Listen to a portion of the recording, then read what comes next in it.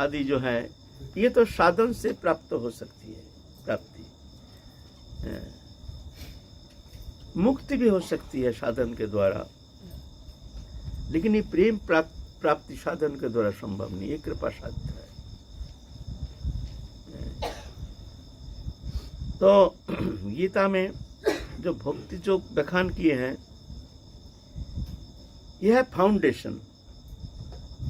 मतलब एक अच्छा नींव नहीं होता है, एक बड़ा बिल्डिंग बनने के लिए उतना बड़ा, वैसे ही फाउंडेशन भी ऐसे ही होना चाहिए। फाउंडेशन दुर्बल हो जाएगा तो मकान टिकेगा नहीं, फाउंडेशन ऐसे ही होना चाहिए। ये 9 ताला मंजिल है, श्रद्धा, साधु संग, भजन, क्रिया, अनर्थ निवृत्ति, निष्ठा, रुचि, आसक्ति, भाव, प्रेम, 9 मंजिला मकान है। इसलिए नीम कितना बड़ा होना चाहिए, कितना विशाल होना चाहिए। तो गीता जो कहते हैं भक्ति जो, यह है नीम। गीता को उपेक्षा करके कोई अगर चाहे हम वो ब्रज प्रेम प्राप्त करेंगे, ये सात्विक अवस्था है, ऐसा होना संभव नहीं है। गीता को उपेक्षा करके नहीं, यह है फाउंडेशन, इसके ऊपर भी बनेगा उपासना। मंजिल धीरे धीरे धीरे धीरे, पहले श्रद्धा, फिर साधु संग, फिर भजन क्रिया, फिर अनर्थ निवृत्ति, क्रमिक, फिर निष्ठा, फिर रुचि, फिर भाव। रुचि है, प्रेम कल्प लता में फूल आ गया है, फूल पुष्प देखने में आता है। फिर आसक्ति दशा में फूल झड़ गया है, थोड़ा सा फल आया है, छोटा फल लेकिन कच्चा है। फिर भाव दशा में वो फल रंग आ गया, माने पक गया है, अब रंग आ गया है, दिखने से पता चलता है अब पक गया, थोड़ा दिन में ये पक जाएगा। और प्रेम परिपक्व होकर के पेड़ से गिर जाना नीचे, पेड़ के साथ संलग्न रहता नहीं है, पेड़ से निकल जाता है, उतर जाता है। ऐसे ही प्रेम भक्ति दशा में साधक ये संसार वृक्ष से अलग हो जाता है, संसार फिर इससे अलग हो जाता है, संसार से उसका कोई मतलब नहीं रहता है। कोशिश करके भी संसार से वो संबंध रख नहीं सकता है। अगर चेष्टा भी करता है साधक उस स्थिति में जब हम संसार से संबंध रखेंगे, ये संभव नहीं है। पूर्ण रूप से संसार से उसकी विच्युति हो जाती है, ये प्रेम दशा स्वाभाविक। संसार से बंधन से मुक्त होना ये साधन चेष्टा के द्वारा होता नहीं है। परिपक्व दशा होने से धीरे धीरे वो परिपक्व दशा में आकर ऑटोमेटिक वो प्रेम कल्पलता से च्युत हो जाता है, ऑटोमेटिक स्वाभाविक। तो पहले ये फाउंडेशन गीता में कहते हैं, है ना, वो भक्ति प्राप्ति के लिए पहले तो कहे हैं अगर तुम्हारा मन नहीं लगता है तो अभ्यास करो। मन नहीं लगता पहले स्थिति में, हम वो भक्ति पाना चाहते हैं तो क्या करेंगे? वो भक्ति तो है नहीं हमारे भीतर, वो चिंतन होती नहीं, वो भाव है नहीं, तो मैं क्या करूं? तो कहते हैं अभ्यास करो। अतिचित्त समाधातु न शक्नुषि मयि स्थिरम अभ्यास जोगिनो ततो मामिच्छातु धनंजय। अभ्यास, चेष्टा करो, ध्यान धारणा, एकांत में बैठ करके भजन चिंतन, प्रभु के लिए चिंतन करने का चेष्टा करना, ऐसे अभ्यास।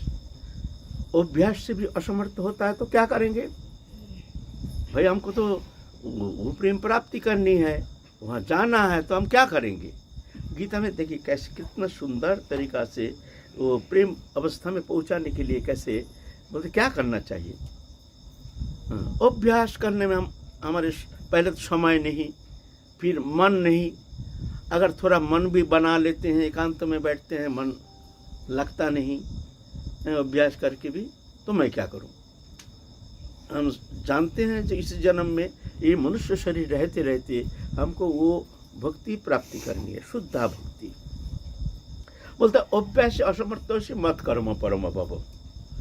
अगर तुम अभ्यास करने में असमर्थ हो जाते हो तो मेरा कर्म करो। बोले तुम्हारा कर्म क्या है?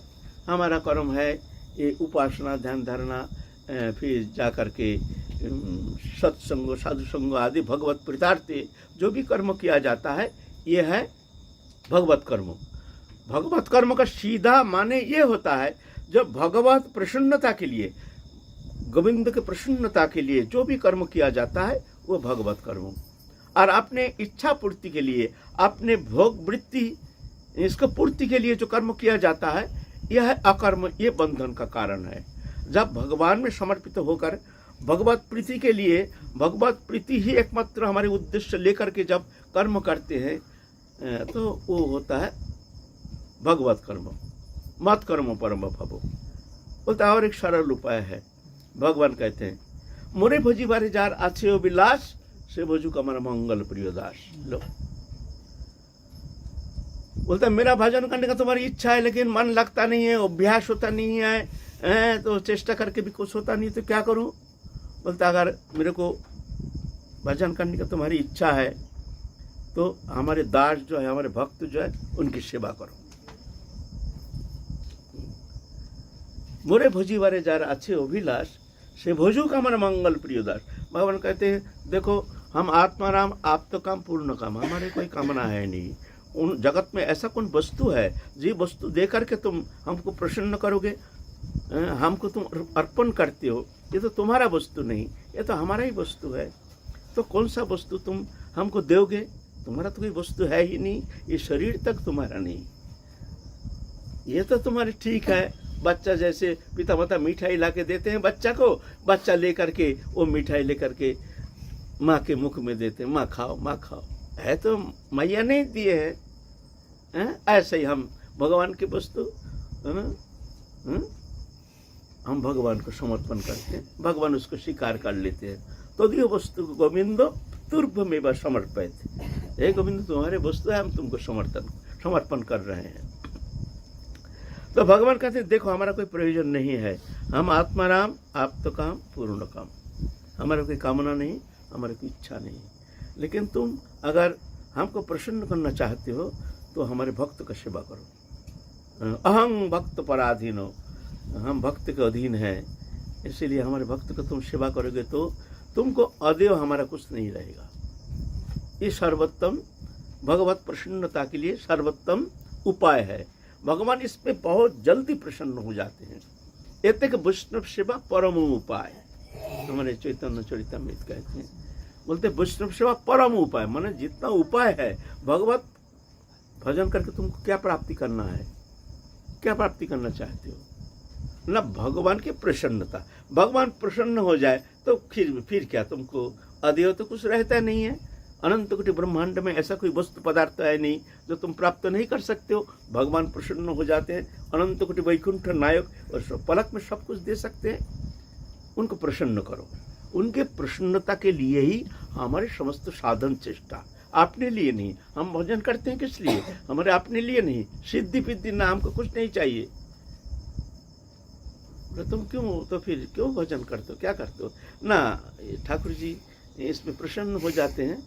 हम उनके लिए, उनकी प्रसन्नता के लिए ही हम ध्यान धारणा उपासना जप तप जो भी करते हैं, जप करके फिर जब समर्पण भी है, समर्पण किया जाता है। व्रत आदि जो करते हैं ये समर्पण किया जाता है, अपने लिए नहीं। तुम्हारी प्रसन्नता ही हमारे समस्त साधन ध्यान धारणा उपासना आदि के एकमात्र उद्देश्य है, भगवत प्रसन्नता। तो भगवान कहते हैं हम सबसे अधिक प्रसन्न हो जाते हैं। जे में भक्त जना पार्थो न भक्त ते जना मत भक्त अनंत, जे में भक्त ते में भक्तोत्तम होता। जे मेरे को भजन करता है, भक्ति करता है, मैं उसको भक्त नहीं मानता हूँ। मेरा भक्त से जो प्रेम करता है, मेरा भक्त को जो प्रसन्न करने के लिए चेष्टा करता है, उनकी सेवा करता है, बोलता मैं उसको सबसे प्रिय मानता हूँ। स्ते में भक्त उत्तम मता, वो मेरे सबसे उत्तम भक्त है। इसीलिए श्रीमद् भागवत पुराण कहते हैं मद भक्त पूजब अधिको सर्वभूतेषु मन्मना। हम नहीं कह रहे हैं, श्रीमद् भागवत पुराण कहते हैं हमसे भी हमारे भक्त का सेवा हमसे ज्यादा होनी चाहिए। हमको जितना तुम पूजा करते हो, जितना हमारे प्रसन्नता के लिए तुम कोशिश करते हो, इससे भी अधिक हमारे भक्त की सेवा होनी चाहिए, तब जगह हम प्रसन्न हो जाते हैं। हाँ, हमारी प्रसन्नता से हमको तुम भोग लगाते हो, उसमें हम उतना प्रसन्न नहीं। हम भोग देखते भी नहीं है तुम क्या लगाते हो। वो भोग लगा करके तुम वैष्णव को जो समर्पण करते हो परम श्रद्धा के साथ, तो मैं तृप्त हो जाता हूँ। उसके भीतर रह करके मैं वो तुम्हारे प्रदत्त वस्तु को मैं आस्वादन करता हूँ। मैं भक्त के मुख से आस्वादन करता हूँ। कोई मंदिर में भोग लगता है, वैष्णव स्वभावता नहीं, वो मंदिर में पूजा नहीं, ठाकुर वो मंदिर में वो पूजा स्वीकार नहीं करते हैं। घर में हम भोग लगाते हैं, कोई संत का कोई आदर नहीं है, संत के प्रति कोई श्रद्धा नहीं, उनको निमंत्रण करके कभी हम खिलाते नहीं, इच्छा ही नहीं, आग्रह नहीं। भगवान कहते ऐसे भोग लगा तो वो हम देखते भी नहीं है। जस्य गृहे हरिभक्त भुंक्ते तस्य भुंक्ते हरि स्वयं, जस्य हरि भुंक्ते तस्य तृप्तति जगतत्रयम्। बोलते हैं जिस गृहस्थ के घर में वैष्णव पदार्पण करते हैं और प्रसाद स्वीकार करते हैं, जस्य गृहे हरिभक्त भुंक्ते तस्य भुंक्ते हरि स्वयं। तुम जो भोग लगाते हो वो तो भगवान स्वीकार नहीं करते, लेकिन वो जो तुम्हारे निवेदित वस्तु है ना, जब भक्त उसको आस्वादन करते हैं तो बोलते हैं मैं तब उनके मुख से हम उस तुम्हारे प्रदत्त वस्तु को मैं आस्वादन करता हूँ। और जस्य हरि भुंक्ते तस्य तृप्तति जगतत्रयम्। जहाँ भगवान भोजन करते हैं बोलते त्रिलोक प्रसन्न हो जाता है, तृप्त हो जाता है, त्रिलोक तृप्त हो जाता है ना। ऐसे नहीं, ये ऐसा भजन नहीं। वैष्णव को उपेक्षा करके, वैष्णव सेवा उपेक्षा करके कोई अगर तीव्र भजन करते हैं तो उतना जल्दी भगवत प्रसन्नता संपादन कर नहीं सकता है। लेकिन भक्त की सेवा में जो रत रहते हैं, भगवान कहते हैं वो हमको माने या ना माने, भजन करे या ना करे, मैं तो उसको बहुत मानता हूँ। सिद्धिर भवति वा नेति संशय अच्युत सेविनाम, निसंशयस्तु तद्भक्तो रतात्मनम।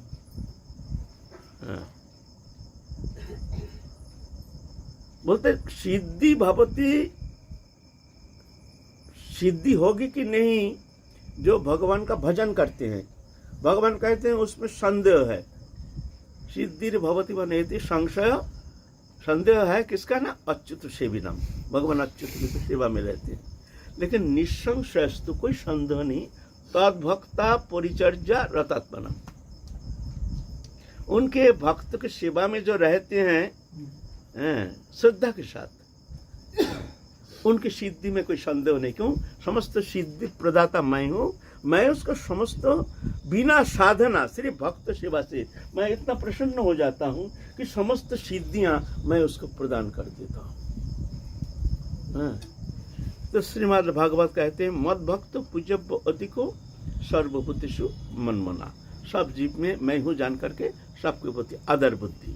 ये दो शब्द बताए हैं भगवत प्रसन्नता के लिए, जिसमें भगवान बहुत जल्दी प्रसन्न हो जाते हैं। एक तो है मद भक्त पूज्य अधिको, हमसे भी हमारे भक्त का सेवा अधिक, और सर्वभूतेषु मन्मना, सब में मैं हूँ जान करके सबको प्रति आदर बुद्धि, जानना जो मैं ही घट घट में निवास कर रहा हूँ। बोलो। दीयमानं न गृह्णन्ति, ये बिना मत सेवा जना जी। भक्त के लिए तो अपेक्षित वस्तु तो कुछ रहती नहीं है, ना उनका कोई प्रयोजन होता है। शुद्ध भक्त जो हैं तो सेवा तो उन्हीं की जाती है जिन्हें कोई प्रयोजनीय वस्तु की आवश्यकता होती है। अब प्रयोजनीय वस्तु भक्त को तो कुछ चाहिए नहीं, अब हम संसार में कहीं दूर देश रहते हैं, धाम से अलग रहते हैं, तो वहाँ तो कोई साधु तो नज़र आते नहीं हैं, कहीं कहीं कोई वैष्णव दिखाई देते हैं। तो हाँ, उस इसके लिए स्थिति में- उपाय है। जो गृहस्थी हैं, संसार में रहते हैं, वैष्णव है नहीं, मान लीजिए दिल्ली शहर, बम्बई शहर आदि शहर में कहाँ वैष्णव, शुद्ध वैष्णव कहाँ मिलेगा? क्वचित मिल गया तो बात अलग है, लेकिन साधारणतः कोशिश करके भी एक शुद्ध वैष्णव प्राप्त होना कठिन है। उस स्थिति में पहले तो अपना स्वोपार्जित अर्थ, जो अपने कष्ट से अर्जित अर्थ जो है, वो पैसा तुम हर महीना एक फंड करो, उस फंड में तुम जमा करो, करते रहो, जितना तुम्हारे श्रद्धा के साथ जितना तुम संचय कर सकते हो इतना तुम संग्रह करो। फिर जा करके इकट्ठा जब हो जाएगा तब उसको ले आओ वृंदावन में। वृंदावन में बहुत सारे संत हैं, अच्छे अच्छे संत हैं, सब हमारे जैसे थोड़ी है, अच्छे अच्छे संत हैं, देखो, देख करके सेवा करो। यहाँ बहुत संत हैं, कितने संत डोलते हैं, यहाँ देख के पहचान नहीं होता है जो संत हैं। संत का पहचान क्या है? चेहरा से थोड़ी पहचान होता है, गुण से पहचान होता है, वो तो बाहर में संभव नहीं। यहाँ तो एकांत में ब्रज में देखो, जो साधु संत ऐसे एकांत में पड़े हैं, भजन करते हैं, जो संग्रह परिग्रह शून्य ऐसे संत हैं, ऐसे देख करके फिर जाके ऐसे सेवा करो। अथवा तुम कहीं भगवत सप्ताह करा दिया, नहीं कहीं तो कीर्तन करा दिया, कहीं नहीं तो वैष्णव सेवा, मान लो भंडारा कर दिया। भंडारा में सभी हम जैसे साधु नहीं, कोई बड़े बड़े अच्छे संत भी आते हैं, ऐसे हैं, ऐसे नहीं। एक संत अगर श्रद्धा के साथ तुमने सेवा किया, एक संत ही उनके कृपा से तुम्हारा बेड़ा पार लग सकता है, एक संत। युधिष्ठिर महाराज राष्ट्र को यज्ञ किया है, राष्ट्र यज्ञ किया है, तो भगवान कहे हैं यज्ञ पूर्ण होने से एक बड़ी घंटी रखी गई है, जे वहाँ वो ऑटोमेटिक बाजेगा ढंग ढंग करके, लेकिन वो घंटा बजा नहीं। तो युधिष्ठिर महाराज कहते हैं, कृष्ण हमने देखो त्रिलोक निमंत्रण किए हैं, जहाँ जहाँ जितना संत हैं, देश हमारे जितना जानकारी है, समग्र देश ढिड़वा पिटवा दिए हैं, जो भी संत हैं सबके लिए निमंत्रण है, संत भी बाकी नहीं रह गया, फिर भी घंटी क्यों नहीं बाजी? तो बोलते कहीं संत रह गया है, तो रह गया है, कहाँ रह गया है भाई, ढूंढो। तो शहर में गए, यहाँ कोई संत हैं, कोई संत हैं, तो सब कोई कहते हैं संत तो यहाँ तो कोई है नहीं। तो एक जन तो है, एक मुची माने चमार, जूता सिलाई करता है, वो तो संत है, वो तो संत जैसी उनकी व्यवहार है, वो तो खूब भजन करते हैं, कहीं जाते नहीं, अपना काम से मतलब जूता सिलाई करते हैं और अपना ध्यान धारणा उपासना में, ऐसे तो एक संत है। तो गए उनके पास, जब महाराज आपको हमारे यहाँ जाना पड़ेगा प्रसाद पाने के लिए। वो तो घबरा गए हैं, भाई कैसे, यहाँ हम नीच जाती हैं, हम कैसे जाएंगे राज दरबार पे, वहाँ सब बड़े लोग हैं, उनके पास हम कैसे जाएंगे? तो हाथ जोड़ दिया, हाथ जोड़ के कह रहे हैं हमको ऐसा अनुरोध मत कीजिए, हम जा नहीं पाएंगे। तो भीम को भेज दिया, भीम कैसे भी हो तुम ले आओ। और भीम तो चेहरा देख करके तो घबरा गया, महाराज आपको तो जाना ही पड़ेगा हमारे साथ, नहीं तो हम तो आपको उठा के ले जाएंगे। अरे बाबा क्या करेंगे, चलो ले आए हैं। उधर द्रौपदी 56 भोग बनाए हैं, अपने हाथ से बड़े सुंदर ढंग से बनाए हैं। और वो तो गए हैं अपना झोली लेकर के, उसमें तो उसका सामान सट्टा है, खाने के सब दिख रहे हैं। संत आए हैं, वही संत कैसे तिलक पिलक तो कुछ दिखता नहीं है, ऐसे दाढ़ी उड़ी है, ऐसे हैं, कंठी तो है, आसन दिए हैं। अब वो तो रूहीदास, संत रूहीदास सोचते हैं कोई रकम यहाँ से एक बार कोई रकम छूट करा पाके हम घर जाए तो चैन से बैठेंगे। वो तो घाबड़ा गया बेचारा, आ करके बड़ा घाबड़ा गया। अब मैं ये कहाँ आ गया भाई, राज दरबार, अरे बाबा कभी देखा भी नहीं है। द्रौपदी अपने हाथ से उनके परोस किए हैं, बहुत छप्पन नमक दिए हैं। वो तो देखते हैं भाई जल्दी चलो यहाँ से सट को जल्दी सब डाल दिया एक साथ, एक ही साथ। देखिए वो खिचड़ी बना लिया, खिचड़ी बना करके सब खाना शुरू कर दिया। खाना खा के सीधा चल दिया। घंटी बाजी नहीं। अरे क्या हुआ कृष्ण, घंटी क्यों नहीं बाजी? बोले बाजी नहीं, कोई बात है, इनके ऊपर कोई हीन धारणा किसी ने किया है, बताओ तुमने। भगवान तो जानते हैं सर्वांतर्यामी। अच्छा, नकुल सहदेव, भीम, अर्जुन, युधिष्ठिर महाराज सबको पूछा तुम्हारा मन में कोई गलत धारणा इनके प्रति कोई हीन धारणा ही है कि नहीं? ना ना ऐसा तो कोई हीन धारणा नहीं। द्रौपदी को पूछा गया तुम बताओ तुम्हारे मन में कोई हीन धारणा ही नहीं? क्या करें हम, ना कैसे करें? बोलते हाँ हीन धारणा आई है। हमने इतना कष्ट करके 2-3 दिन से हमने रसोई बनाया, इतने सुंदर सुंदर वस्तु, और उसने एक साथ मिला करके खिचड़ी बना के खा लिया। तो हमारे मन में ऐसे भावना आई जो है तो नीच जाति, खाने का तरीका जानता नहीं है। हमने बनाया भाई, एक एक टेस्ट अलग अलग वस्तु का लेना चाहिए, ये भावना। बोलता यही बात हो गया, तुम्हारे मन में हीन धारणा आ गया, इसलिए घंटी बजा नहीं। फिर गए हैं भीम निमंत्रण करने के लिए दोबारा। फिर जब सब उनको खिलाए बड़े आदर के साथ, ढांग ढांग ढांग ढांग घंटी बजी। तो ऐसी है एक ही संत अगर मान लो तुमने भंडारा किया ना, सभी तो हम जैसे साधु नहीं, ढोंगी अच्छा साधु भी है, कोई एक भी संत अगर मान लो तृप्त हो गया तो तुम्हारा काम बन गया। हाँ, देखना चाहिए वहाँ किसी के प्रति हीन भावना बात देख करके, रूप देख करके, चेहरा देख करके, व्यवहार देख करके अगर तुमने कुछ मन में कोई हीन भावना आ गई तो मान लो तुम्हारा वैष्णव सेवा करने का तुम्हारा अधिकार नहीं। सर्व वैष्णव सहित अवैध देखिया, जिजन कृष्ण भज से जाए तोड़िया। सब भगवान का जन है, तुम्हारा दोष देखने का अधिकार नहीं है। ओपिचेत सुदुराचारो भजत माम अनन्य भाग साधुरव सम्मंतव्य सम्मक भवसित ही सब। अति दुराचारी व्यक्ति भी अगर मेरी शरण में आता है, मेरा भजन करता है, तुम उसको दुराचारी नहीं समझना। साधुरव सम्मंतव्य, वो साधु है, हमारी जन है ना, हमारी जन है ना, इसलिए तुमको ये भावना कभी कदापि करनी नहीं चाहिए। इसके अंदर ये दोष है, इसके अंदर ये दोष है, ऐसे।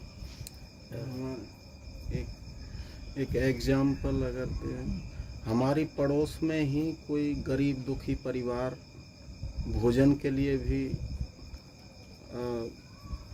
अभाव हो और हम उसको नज़रअंदाज करके वैष्णव सेवा करने के लिए धाम में आए, अब गरीब दुखी की सेवा जिन्हें प्रयोजन है उनकी महत्वपूर्ण है या धाम में आकर के किसी संत को खोजना? देखो आप किसका प्रयोजन है नहीं है ये तो हमको पता नहीं। गरीब दुखी जो भूखे हैं प्यासे हैं ऐसे को सेवा करना ठीक है, लेकिन उससे भी उत्तम है वैष्णव सेवा। बोले क्यों? बोले देखो एक राजा है, उसके कैदी रखा है जेल में, और किसी ने देखा ये कैदी जेल में बड़ा कष्ट पा रहा है, आहा, तो फल फूल लेकर के बढ़िया बढ़िया लेकर के अगर कैदी को खिलाए तो राजा नाराज हो जाएंगे। उसको साजा के लिए हमने जेल भेज दिया और तुम जाके उसको बढ़िया बढ़िया फल फूल लेकर के खिला रहे हो, तब राजा उस पर प्रसन्न नहीं होंगे, है ना। राजा का जो सोल्जर है, सेना है, उनको जाकर के तुम बढ़िया बढ़िया खिलाओगे तो राजा बड़ा प्रसन्न हो जाएंगे, लड़ाई करेंगे ना, ये तो हमारी सेना है, तो राजा प्रसन्न हो जाएंगे। तो साधु संत है भगवान का सेना, कितना कष्ट तप तपस्या, कितना त्याग तितिक्षा करके फिर जा करके कठोर भजन करते हैं, सब परित्याग करके देहोदयिक वस्तु पदार्थ से निष्प्रिय हो करके भगवत प्रीति के लिए कितना कष्ट स्वीकार करके वो भजन करते हैं, तो इनकी सेवा करने से भगवान अधिक प्रसन्न। और ये जो है एक शराबी मदिरा पाई बहुत दुखी है, खाने का नहीं है, तुम्हारे पास आया, तुमने 10 रुपया दे दिया, वो जाके शराब पी लिया। वो शराब पीने का कारण वो पैसा, वो जो पाप किया उसका फल तुमको भोगना पड़ेगा कुछ। अगर वो पैसा गलत व्यवहार कर दिया, तुमने दान तो किया लेकिन है शराब मदिरा पाई, दुष्ट है, आ गया तुम्हारे पास, पैसा तो गरीब है, तुमने ये गरीब है लो 10 रुपया, वो जाकर शराब पी लिया। ठीक है, एकदम बहुत दुखी है, गरीब है, सेवा तो करनी चाहिए, ऐसे नहीं, ये विचार नहीं है। जब ज़्यादा दुखी दिखते हैं हमारे पड़ोसी तो ठीक है, उनको उनके लिए सेवा तो करनी चाहिए, ये उचित भी है। क्यों, सब में प्रभु हैं जान करके, अद्वेष्ट सर्वभूतानां मैत्र करुणा ये बचो, किसी के प्रति देश भावना नहीं। लेकिन संत सेवा में एतेक वैष्णव सेवा परम उपाय, क्यों सब जीव सेवा करो, परम उपाय क्यों नहीं बताया? मत भक्त पूज्यव्य का, हमारे भक्त की सेवा अधिक करो, क्यों नहीं कहा सर्वजीव सबका सेवा करो? मुंह से संत अधिक करो लिखा, क्यों भाई संत को अधिक करके हम देखेंगे मानेंगे, क्यों भाई? ये तो हम नहीं कह रहे, तो शास्त्र कह रहे हैं ना। ये जो संत हैं भगवान के प्रिय हैं, ये कुछ लेते नहीं, संग्रह परिग्रह वर्जित हैं, किससे कोई मतलब नहीं, दुनिया से लेना ना देना, मगन रहना, भगवत चिंतन में तल्लीनता तन्मयता, भगवत पितार्थे अपने समस्त जीवन समर्पित हो करके भगवत पितार्थ अपने जीवन व्यतीत करते हैं, कितना कष्ट सहिष्णुता के साथ, है ना। तो इसीलिए संत, तो ये सब नहीं, आजकल तो हम जैसे भी मिल जाएगा रास्ते में, वो बात नहीं है। लेकिन मान लो तुमने वैष्णव सेवा किया, उसके अंदर 2-4 संत भी अगर ठीक ठीक संत आ गया तो तुम्हारा काम बन जाएगा, है ना। जैसे राष्ट्रीय यज्ञ किया युधिष्ठिर महाराज, ऐसे रोहिदास जैसे एक संत प्रसाद पा गया तो उसमें घंटी बज गई, है ना। हाँ, तो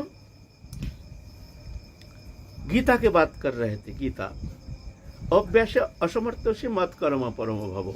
ये मत कर्म माने वैष्णव सेवा, साधु सेवा, संत सेवा। एक फंड करना चाहिए, अपने इनकम, अब तक आपका कम इनकम है, ठीक है, थोड़ा सा रखिए इनकम का अग्रभाग, तो फंड कीजिए, रखते जाइए, जो ज़्यादा हो जाएगा तब करेंगे। अल्प पैसा से तो वैष्णव सेवा, साधु सेवा, तो मंगल अनुष्ठान होना मुश्किल है, इसके लिए पैसा संग्रह चाहिए, ठीक है, फंड कीजिए। मान लीजिए आपका बहुत पैसा का जरूरत हो गया अचानक, आप उस फंड से ले सकते हैं कर्ज, फिर उस फंड को अब फिर इंटरेस्ट के साथ वहाँ देना पड़ेगा आपको। ये भगवत फंड, ये आपका फंड नहीं, ऐसे जान करके वो इंटरेस्ट समेत उसमें भी भरना पड़ेगा।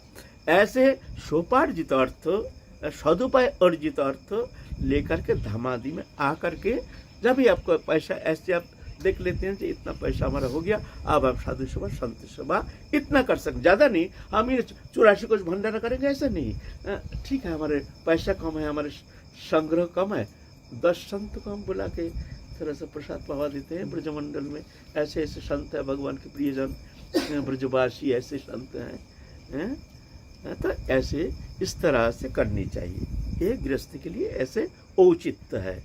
ये नहीं करने से दोष लगता है, वित्त षट्ठ दोष, इसको कहते हैं वित्त षट्ठ दोष।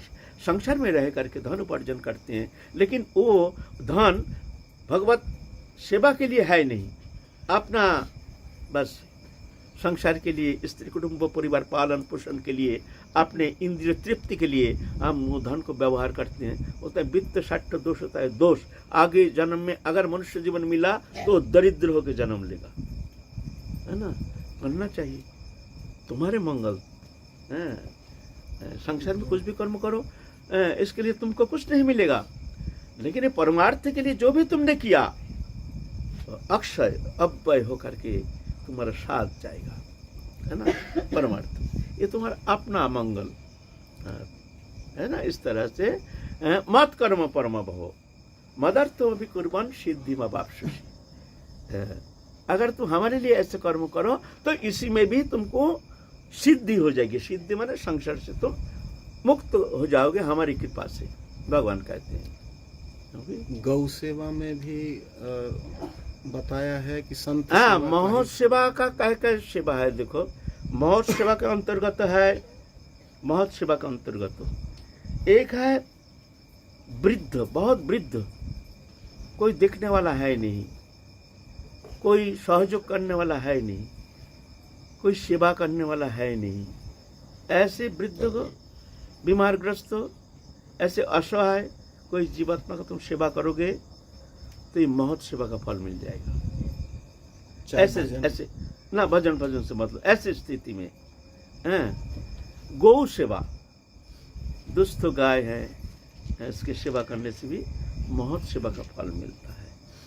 तुलसी सेवा, ये महत सेवा का फल मिलता है। वैष्णव सेवा, ये महत सेवा का फल मिलता है।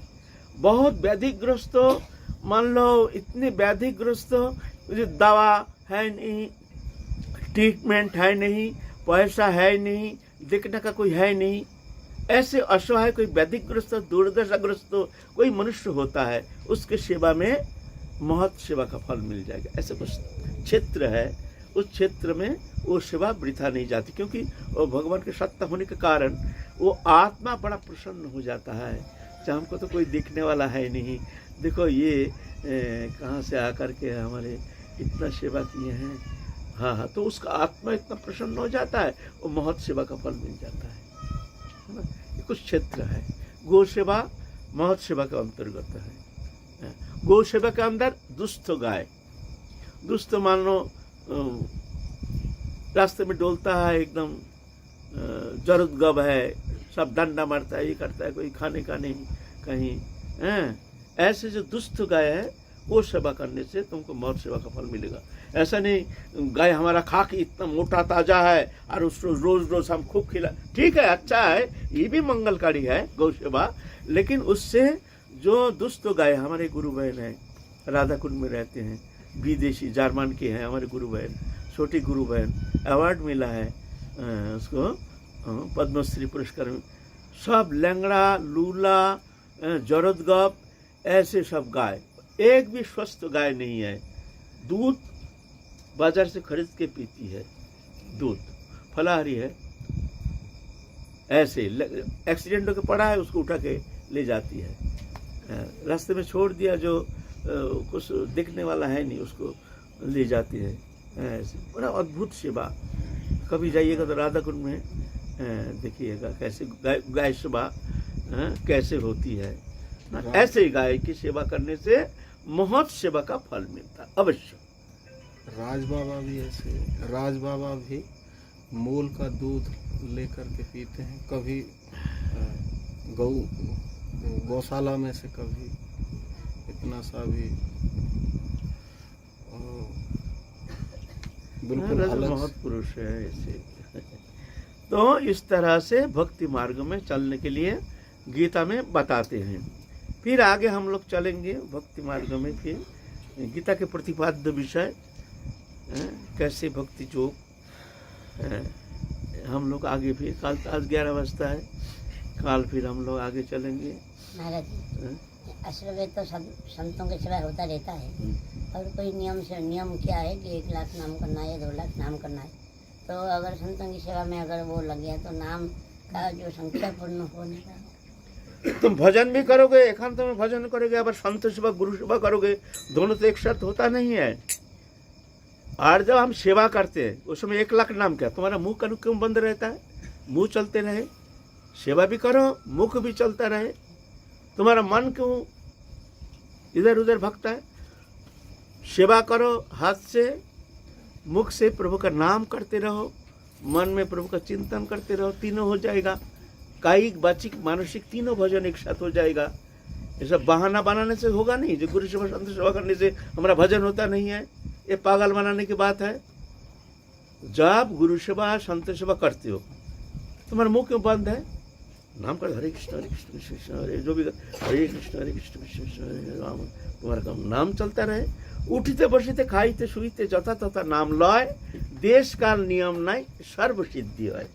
उठते बैठते खाते सोते जहाँ तहाँ जैसे तैसे नाम लेते हैं, बोलते हैं देश काल नियम नहीं है, सब सिद्धि उसको मिल जाती है। तो सेवा के समय तुम नाम करो, मन में प्रभु का चिंतन करो और इंद्रिय के हाथ के द्वारा इंद्रिय के द्वारा सेवा करो।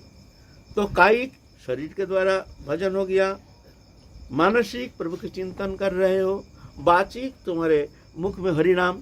तो कायिक वाचिक मानसिक तीनों जुगपत होता है, इसीलिए सेवा में अधिक फल है। तुम बोलने से क्या होगा, हमारा 1 लाख नाम होता नहीं है, तुम्हारा मुंह क्यों बंद रहता है, हमारे लिए कह रहा है। तुम्हारा मुंह क्यों बंद रहेगा।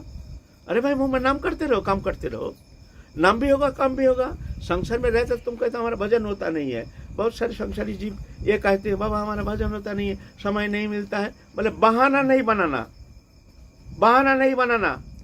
भजन के लिए कोई जंगल नहीं है, जंगल में क्या मंगल है, जंगल जाने से कुछ नहीं होता है। मन को जंगल बना लो, अपने मन को अंतर्मुखी करो। तो मुख में नाम करते रहो, काम करते रहो। मैं ये लोग संसार में सब काम करते हैं, तुम्हारा मुंह क्यों बंद है? तो अर्थ परमार्थ दोनों हो जाएगा। अर्थ के लिए काम, परमार्थ के लिए नाम। काम भी चलता रहे, नाम भी चलता रहे, अर्थ परमार्थ दोनों जुगपत हो जाएगा। प्रभु का चिंतन करो, जो रसोई करते हो चिंतन करो। हम ठाकुर जी का भोग बना रहे हैं, आप आज ठाकुर जी जुगल किशोर को आज खिलाएंगे।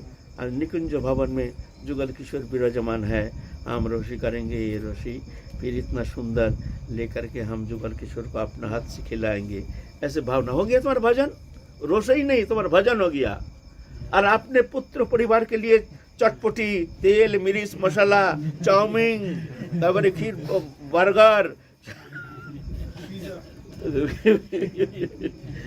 क्या होगा, उसी के भजन बना लो। चालाकी के द्वारा काम लेना पड़ेगा। समय का इंतजार करोगे तो समय किसी का हाथ में आया नहीं। समय को तुम वंचित करोगे, समय तुमको वंचित करेगा। समय को तुम नष्ट करोगे, समय तुमको नष्ट करेगा। समय को तुम दुरुपयोग करोगे, समय तुम्हारा दुश्मन बन जाएगा। समय को तुम भजन में लगाओ, ऐसे चिंतन में लगाओ, समय तुम्हारा मित्र बन जाएगा। सब समय है ना, समय को काम में लगाओ। चालाकी मत करो, अपना ठगबाजी बुद्धि हटा दो। भजन होता नहीं, हम गृहस्थी हैं, चालाकी मत करो। मुख में नाम करो। कर से कर्म कर विधि नाना, चित्त रखो जहाँ कृपा निधाना। कर से कर्म करो और मन में प्रभु का चिंतन करो, मुख में नाम करो, ठीक है, हो गया। ये एक लास्ट प्रश्न है। गलत रूप से अर्थ अर्जित करके उसका भंडारा करा देते हैं, और उससे जिन जो साधु संत उस भंडारा उसका अधिकारी है नहीं, वो पैसा उसका है ही नहीं, वो पैसा ही तो है नहीं उसका। हमने तो दुरुपयोग, मान लो रिश्वत लिया है, तो रिश्वत तो हमारा कमाई नहीं, वो तो चोरी का पैसा है ना, दूसरा का पैसा। तो दूसरे का पैसे से तुम्हारा सेवा कैसे होती है भाई, तो तुम्हारा कमाई ही नहीं है। वो सेवा से ही अलग। सेवा ही होता नहीं है, वो तो बेकार बात है, तो चालाकी है, इसमें कुछ होता है। अच्छा, एक 3 प्रकार से सेवा होती है, तन से, मन से और धन से। धन का तो ये सदुपयोग यहाँ हो सकता है। अच्छा, जो हम संसार में वहाँ रहते हैं, जैसे धाम से हम बाहर रहते हैं, तो वहाँ तन से, अब तन से हम कैसे सेवा करें? तन की सेवा भी लगनी चाहिए, क्योंकि 24 घंटे हम बाहर रहते हैं। तो क्या मंदिर दिवाली में झाड़ू पोछा करना, कुछ समय निकाल लो, बगल में अगल बगल मंदिर है तो मंदिर में झाड़ू पोछा, मंदिर मार्जन में बहुत फल मिलता है, भगवत प्रसन्नता, भगवान प्रसन्न हो जाते हैं, इसलिए मंदिर मार्जन अच्छा है। इसलिए मंदिर में जा कर के सेवा करो, झाड़ू पोछा लगाओ। और सबसे बड़ी बात है, अगर कोई उपाय नहीं है तो अपना समय को ही तुम मानो ये भगवत सेवा। घर को तुम झाड़ू लगा रहे हो, तुम मन में चिंतन करो, हम निकुंज भवन में झाड़ू लगा रहे हैं। हम झाड़ू नहीं, हम आँख मूंदो और चिंता करो, हम जुगल किशोर यहाँ विराजमान है, हम निकुंज भवन झाड़ू लगा रहे हैं। हरि बोल। हो गया भजन, रोशनी कर रहे हैं, हम प्रभु के लिए बना रहे हैं, हो गया भजन। हैं? खा रहे हैं, खाने में भी भजन, खाना भी भजन। एक तो भोजन, एक भजन। मान लो ये प्रसाद है, भगवत प्रसाद, हम खा रहे हैं, खा नहीं रहे हैं, हम आहुति दे रहे हैं। हमारे भीतर ठाकुर जी हैं, उनको हम आहुति दे रहे हैं, यज्ञ कर रहे हैं। एक एक ग्रास भगवत चिंतन, भगवत नाम के साथ, वही तुमको सब मिल जाएगा।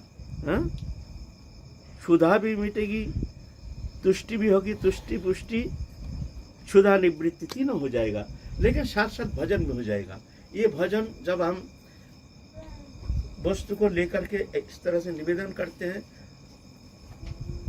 कोई चिंता नहीं, किसी से बातचीत नहीं, हम इस वजह से हम हवन कर रहे हैं, अपने भीतर ठाकुर जी हैं, हम हवन कर रहे हैं, ऐसे चिंतन करो तो ये आहार भी हो जाएगा। सब काम में चालाकी के साथ हमको इस तरह से भगवत अनुशीलन करना पड़ेगा। कब समय होगा सब छोड़ छाड़ के वृंदावन जा कर के एक मकान बनाएंगे, स्त्री सब पुत्र परिवार को सब अपना व्यवस्था करके हम एकांत में भजन करेंगे, ऐसे स्वप्न मत देखो। ऐसा स्वप्न कभी साकार होता नहीं है। वर्तमान को तुमने नष्ट किया है, भविष्य तुमको क्या फल देगा? तुमने वर्तमान को गंवाया। अरे वर्तमान सबसे उत्तम समय, अतीत तो हाथ में आएगा नहीं, तो चला गया। भविष्य का कोई गारंटी नहीं है सामने है हमारे वर्तमान। तो वर्तमान को जिसने नष्ट किया तो भविष्य उसको क्या देगा? ये कल्पना है, कुछ नहीं होता है। वर्तमान को काम में लगाओ, एक एक पल, एक एक क्षण, मुख में नाम, हाथ में काम, मन में ध्यान। ये उपाय के द्वारा तुम चलते रहो। फिर प्रभु कृपा करके तुमको वृंदावन ले आएंगे तो अलग बात है, अच्छी बात है, सुंदर है। लेकिन हमारे जो वर्तमान है इसको तुम नष्ट नहीं करना, आशा नहीं करना। सामने तुम्हारे लिए सुंदर दिन इंतजार कर रहा है, सबसे बड़ी मूर्खता है। ऐसे चिंतन करना सामने हमारे लिए शायद इससे भी खराब दिन आ सकता है। आज तो हम भजन कर सकते हैं, कल शायद ऐसे नहीं भी हो सकता है ना। इसलिए जय जय श्री राधे श्याम, निताय गौर हरि।